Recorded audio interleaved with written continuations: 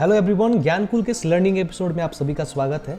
आज के इस वीडियो में हम लोग जानेंगे माइक्रोसॉफ्ट ऑफिस एक्सेल के बारे में। तो इस वीडियो में हम लोग जिन जिन टॉपिक के बारे में चर्चा करने वाले हैं उसको हम लोग देख लेते हैं। सबसे पहले हम लोग देखेंगे व्हाट इज एक्सेल, यानी कि एक्सेल क्या है। फिर हम देखेंगे वर्कबुक क्या है, और फिर हम जानेंगे वर्कशीट या फिर स्प्रेडशीट क्या होता है। उसके बाद हम देखेंगे डेटा एंट्री किस तरीके से की जाती है और उसमें कैलकुलेशन कैसे होती है, जिस पे हम लोग सेल एड्रेस के कॉन्सेप्ट के बारे में जानेंगे। और साथ ही हम लोग देखेंगे किस प्रकार से एक्सेल में फॉर्मूला क्रिएट की जाती है सेल एड्रेस के हेल्प से, वो भी हम लोग डिटेल में देखेंगे।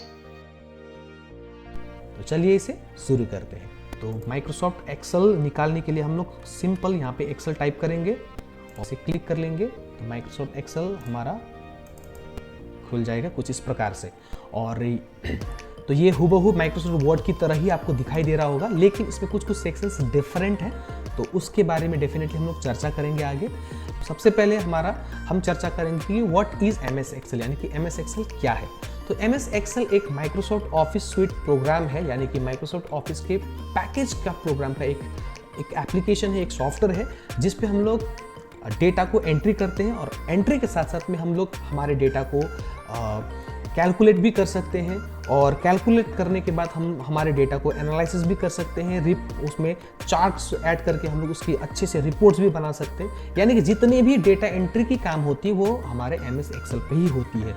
अगर आपका एक छोटा सा स्कूल या ऑर्गेनाइजेशन है या फिर बड़ा बड़ा कंपनी है तो उसमें भी एमएस एक्सेल यूज़ होती है। छोटे से लेकर बड़े बड़े ऑर्गेनाइजेशन में एमएस एक्सेल का इस्तेमाल होता है डिटेल्स को रखने के लिए। जैसे हॉस्पिटल है तो हॉस्पिटल में हमारे पेशेंट की जानकारी रखी जाती है। अगर कोई ऑफिस है तो उसमें कर्मचारी की जानकारी रखी जाती होगी, राइट। कोई स्कूल है तो उसमें बच्चों की यानी कि स्टूडेंट्स की जानकारी रखी जाती है। तो ऐसे बहुत सारे जानकारी को अगर रखना है तो हम एमएस एक्सेल पे ही रखते हैं। और एमएस एक्सेल में इसलिए रखते हैं क्योंकि वहाँ पे हम हमारे डेटा को एक ऑर्गेनाइज्ड मैनर में रख सकते हैं और उस पर कैलकुलेशन करके भी हम लोग कैलकुलेशन भी कर सकते हैं। माइक्रोसॉफ्ट एक्सेल का जो विंडो यहाँ पे खुला हुआ है, तो इस विंडो का जो भी कॉम्पोनेंट्स है उसके बारे में हम लोग देख लेते हैं, यानी कि इंटरफेस के बारे में हम लोग देख लेते हैं। तो यहाँ पे सबसे पहले ऊपर आपको दिखाई दे रहा होगा बुक 1, ये हमारा टाइटल बार है। जब आप एक्सेल को सेव करते हैं, एक्सेल फाइल को सेव करते हैं, तो वहाँ पे उसका जो भी नाम में आप सेव करेंगे वो वहाँ पे दिखाई देगा। उसके बाद में आपको यहाँ पे दिखाई दे रहा है क्विक एक्सेस टूल बार, जो एमएस वर्ड में भी होती है। और यहाँ पे जो भी बटन्स आपको जल्द से तुरंत आपको चाहिए होंगे वो आप वहाँ पे कस्टमाइज करके रख सकते हैं। जैसे मैं यहाँ पे मुझे न्यू बटन चाहिए तो मैं वो न्यू बटन यहाँ पे ऐड कर सकता हूँ, इसे रिमूव भी कर सकता हूँ। ओपन, सेव को हटाया, फिर सेव को मैंने ऐड कर लिया। कुछ इस प्रकार से आप कस्टमाइज करके रख सकते हैं। ओके, तो उसके नीचे फिर हमारे यहाँ पे फाइल टैब है, यानी कि जब कभी भी हम हमारे यहाँ पे एक्सेल में जो भी कुछ डेटा एंट्री करेंगे या फिर कुछ रिपोर्ट्स बनाएंगे तो वो हम यहाँ पे सेव कर सकते हैं। फाइल में जाके सेव करना हो या फिर ओपन करना हो या फिर नया वर्कशीट, नया स्प्रेडशीट निकालना है, वर्कशीट निकालना है, वो आप यहाँ से कर सकते हैं। उसके बाद में हमारे यहाँ पे home, insert, page layout, formula, data, review and view, ये जो है ये हमारा टैब है। हमारे एक्सेल में काम के दौरान हमें जो भी बटन्स और कमांड्स चाहिए होंगे वो हमारे होम से लेकर व्यू तक के टैब में हमें मिलेंगी। ओके, और ये होम और इंसर्ट, पेज लेआउट ये हमने एमएस वर्ड में भी चर्चा किया था, तो उसी से रिलेटेड यहाँ पे आपको मिलेंगे। एंड व्यूज़ में आप अपने एक्सेल सीट को किस तरीके से देखते हैं वो आप यहाँ से एडजस्ट कर सकते हैं। और यहाँ पे नया हमारा टैब है फार्मूला एंड डेटा, तो इसका हम लोग यहाँ पे किस तरीके से काम करेंगे वो हम आगे के चैप्टर में सीखेंगे। और उसके नीचे ये जो आप दिखाई दे रहा है बड़ा सा टेबल आपको दिखाई दे रहा होगा, तो ये हमारा टेबल जो है ये हमारा इसी को वर्कशीट कहते हैं। ये फैला हुआ एक शीट है जिस पे हम लोग हमारे डेटा को एंट्री करके रख सकते हैं। और ये बेसिकली ये बना हुआ है कॉलम और रॉ से मिलकर हुआ है। तो कॉलम जैसे ABCD ये दिखाई दे रहा है, इसको कहते हैं, ये कॉलम है। और कॉलम का जो हेडिंग है वो हो गया कॉलम हेडिंग, जो अल्फ़ाबेटिक मैनर में होता है, ABCD इस तरीके से होता है। और ये इस तरीके से अगर ये आगे की ओर हम लोग देखेंगे तो ये Z तक है। उसके बाद में फिर से ये A, A, B, A, C करके ऐसे स्टार्ट होते जाएगा और ये करीबन यहाँ तक XFD तक जाएगा और ये लगभग 16,000 से भी ज़्यादा इस पे है, ऐसे कॉलम यहाँ पे अवेलेबल है। उसके बाद में अगर मैं रॉ को अगर देखता हूँ, यानी कि 1, 2, 3 ऐसे रॉ में अगर देखूंगा तो करीबन यहाँ पे 10,48,576 रॉज यहाँ पे अवेलेबल है। इसका मतलब ये है कि अगर मैं यहाँ पे एक रॉ में एक स्टूडेंट का मैं जानकर रखता हूँ, जैसे मैं यहाँ पे राम, श्याम ऐसे मैं जानकर रखता हूँ, 1, 2 स्टूडेंट की जानकारी मैंने रखा, ऐसे 3, 4 ऐसे करके अगर रखता हूँ तो करीबन मैं कितने के रख पाऊंगा, 10,48,576, यानी 10 लाख से ज़्यादा लोगों की मैं यहाँ पे जानकारी रख सकता हूँ। तो आपको समझ में आ रहा होगा कि एक MS एक्सेल जो है एक इतना बड़ा सॉफ्टवेयर, इतना बड़ा स्प्रेडशीट प्रोग्राम है जिसपे हम लोग बहुत सारे जानकारियों को हम लोग रख सकते हैं, बहुत सारे डेटा को एंट्री करके रख सकते हैं। ओके, तो ये है मेरा वर्कशीट या फिर स्प्रेडशीट जिस पे हम लोग काम करते हैं। और जब हम हमारे इस वर्कशीट को जब हम इसे सेव करते हैं तो ये मेरा बन जाएगा वर्कबुक। ओके, और इस वर्कबुक में एक सिंगल सीट भी हो सकती है या फिर मल्टीपल सीट्स भी हो सकते हैं। तो यहाँ पे आप प्लस साइन को क्लिक करके नए सीट को भी ऐड कर सकते हैं। जैसे यहाँ पे आप डेटा एंट्री कर रहे हैं, 10 लाख से भी ज़्यादा एंट्री आपने किया मान के चलते हैं, 10 लाख लोगों से भी ज़्यादा लोगों की जानकारी आपने यहाँ पे एंट्री करके रखा। और सीट 2 में अगर फिर से अगर आपको रखना है तो आप सीट 2 में जाके भी रख सकते हैं। उसी प्रकार से सीट 3, सीट 4, सीट 5 ऐसे आप ऐड करते हुए जा सकते हैं। बहुत सारे लोगों की आप जानकारी इस पर रख सकते हैं। और जब आप इसे सेव करते हैं और सीट 1 हो चाहे मल्टीपल सीट्स हैं, अगर आप इसे सेव करके रखते हैं, जैसे मैं कंप्यूटर पे सेव करके रखता हूँ, यहाँ पे आप देख सकते हैं वह बुक 1 यानी कि बुक का नाम लिखना है, तो मैं यहाँ पे डेमो लिख देता हूँ। और यहाँ पे आप देख सकते save as type Excel workbook, यानी कि ये एक वर्कबुक हो गया। अब ये एक वर्कबुक हो गया और वर्कबुक का मैंने नाम लिखा हुआ है डेमो, यानी कि बेसिकली एक एक्सेल फाइल जो है, एक्सेल फाइल को ही वर्कबुक कहा जाता है। ओके, अब हम जानते हैं कि यहाँ पे आपको जो दिखाई दे रहा है ये है फॉर्मूला बार। और जब कभी भी आप कोई भी डेटा को एंट्री करते हैं, तो जब आप डेटा एंट्री यहाँ पे करते हैं तो उसका वैल्यूज़ यहाँ पे आपको दिखाई देगा। अगर आप कोई फार्मूला ऐड करते हैं तो फार्मूला भी यहाँ पे दिखाई देगा। और हमारे यहाँ पे MS एक्सेल में फार्मूला का भी इस्तेमाल किया जाता है। ओके, और जो भी वैल्यूज़ आप पुट करेंगे, तो इस सेल का पर्टिकुलर ये सेल का जो एड्रेस है, यानी कि जो सेल का एड्रेस है वो यहाँ पे दिखाई देगा। यानी कि एक्टिव सेल, जो भी आपका एक्टिव सेल है उसका सेल एड्रेस आपको यहाँ पे दिखाई देगा। अगर मैं यहाँ पे हूँ तो इसका मेरा एक्टिव सेल का एड्रेस है E कॉलम का 9 यानी E9। तो इस तरीके से सेल एड्रेस हमें याद करना होता है और सेल एड्रेस का काफ़ी इस्तेमाल होता है हमारे MS एक्सेल में। इसको हम लोग बाद में देखेंगे। हमारा जो डेटा है उसको ऊपर नीचे देखने के लिए, अनसीन एरिया को देखने के लिए यहाँ पे स्क्रॉल बार भी दिखाई देता है। और स्क्रॉल बार यहाँ पे हॉरिजॉन्टल और वर्टिकल दोनों हमारे यहाँ पे स्क्रॉल बार हैं।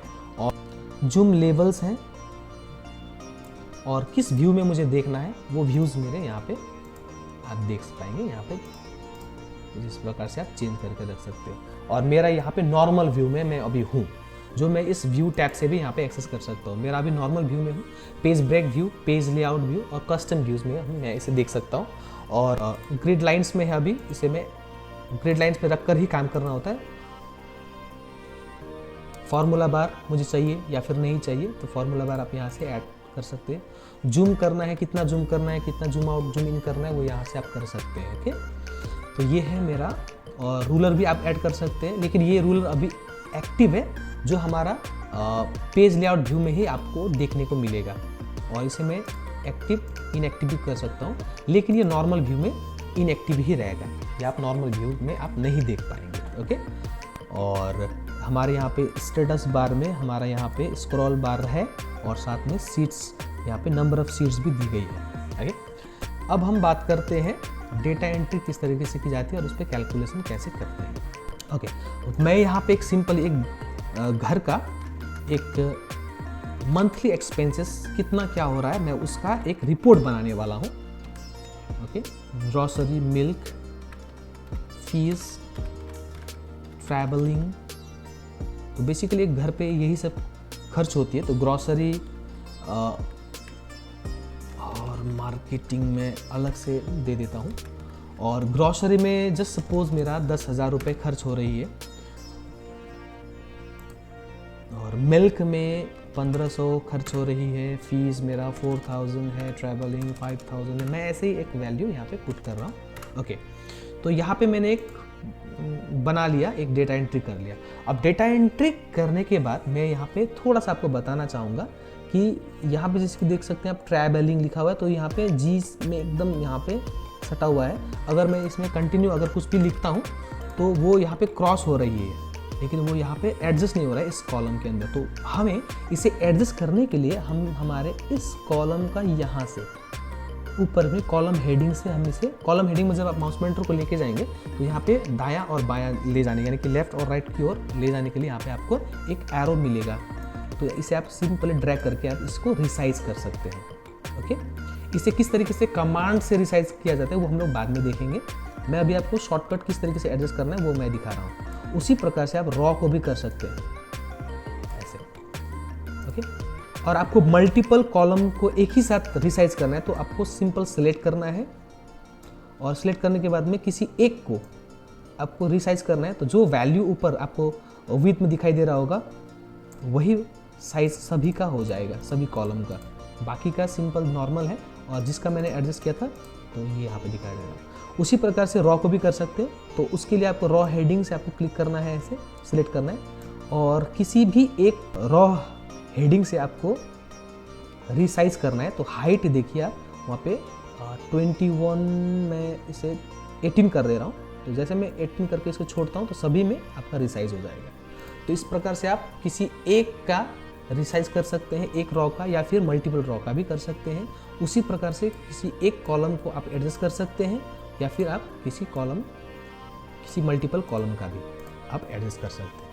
अभी मेरे यहाँ पे जो मैंने वैल्यू ऐड किया हुआ है, इसे अगर आपको एडिट करना है, जैसे यहाँ पे जी ऐसे कुछ लिखा हुआ है, तो इसे आप मिटाना है, तो सिंपल आपको माउस यहाँ पे इसे क्लिक करके, आप नॉर्मल टाइप नहीं कर सकते। अगर आप नॉर्मली टाइप करते हैं तो वो वहाँ से हट जाएगा। तो उसके लिए आपको या तो अपने माउस से आपको डबल क्लिक करना है, और जब आपका कर्सर आएगा तो सिंपल आप इसे हटा सकते हैं, या फिर आप अपने यहाँ पे क्लिक करके सिलेक्ट करके, यानी इस सेल को सिलेक्ट करके आप हमारे इस फॉर्मूले बार, यानी कि फॉर्मूले बार से भी आप एडजस्ट कर सकते हैं, यानी कि इसको मिटा सकते हैं कुछ इस प्रकार से। ओके, तो ये था हमारा डेटा को किस तरीके से एंट्री किया जाता है, और उस पर किस तरीके से इस शीट पे कैसे काम किया जाता है, उसके बारे में थोड़ा सा आपको हाईलाइट्स मैंने कराया। ओके, अब मैं यहाँ पे कैलकुलेशन करके आपको दिखाना चाहूँगा। जैसे मैंने यहाँ पे टोटल लिखा, तो टोटल लिखने के बाद मैं यहाँ पे इसे जोड़ने वाला हूँ। तो एक्सेल में जोड़ने के लिए यानी कि कोई भी फॉर्मूला डालने के लिए सबसे पहले हम मुझे इक्वल टू का साइन, यानी कि इक्वल्स का साइन लगाना जरूरी होता है। तो इक्वल का साइन मैंने यहाँ पे लगाया। उसके बाद में मुझे इसको, यानी कि इस सेल के अंदर जो भी लिखा हुआ है उसको सिलेक्ट करना है। तो क्लिक करेंगे, यहाँ पे B1, यानी कि इस सेल का एड्रेस यहाँ पे दिखाई दे रहा है। सेल का एड्रेस आप यहाँ पे दे सकते हैं B1। उसके बाद में प्लस साइन देंगे, फिर इसको मैं कर रहा हूँ B2, फिर इसको सिलेक्ट कर रहा हूँ, प्लस साइन, फिर इसको सिलेक्ट किया, फिर प्लस प्लस। तो इस प्रकार से आप कैलकुलेट कर सकते हैं। तो 25,500, और जब मैं इसे सिलेक्ट कर रहा हूँ तो यहाँ पे 10,000 था, तो यहाँ पे B1 में 10,000, या फिर B2 में ऐसे यहाँ पे जो भी लिखा हुआ है आपने नंबर्स लिखा हुआ है, वो नंबर यहाँ पे दिखाई नहीं दे रहा है। इसका कारण ये है क्योंकि जब कभी भी आप इसके वैल्यू को चेंज करेंगे तो वहाँ पे ऑटोमेटिकली यहाँ पे चेंज हो जाएगा।